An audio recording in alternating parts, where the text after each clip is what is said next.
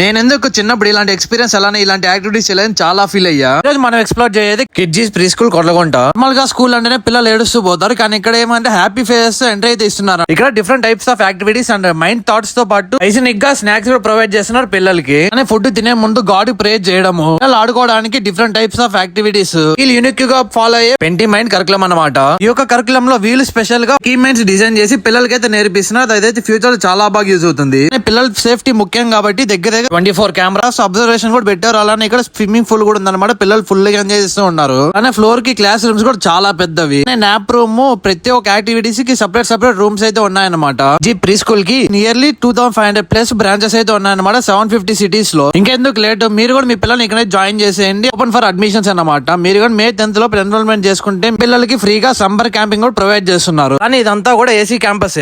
ఒక Kidzee pre school exact location వచ్చి తిరుపతిలో ఉన్న DBR హాస్పిటల్ పక్క సందులో అయితే ఉంటుంది అన్నమాట. లాంగ్ డిస్టెన్స్ లో ఉంటే వీళ్ళే వ్యాన్ కూడా ప్రొవైడ్ చేస్తున్నారు. ఇంకా ఎందుకు లేట్, పైన నెంబర్ కాంటాక్ట్ అయ్యి ఇప్పుడు మీ పిల్లల్ని అయితే అడ్మిషన్ చేసుకునేసేయండి. అండ్ నెక్స్ట్ వీడియోతో మళ్ళీ కలుద్దాం.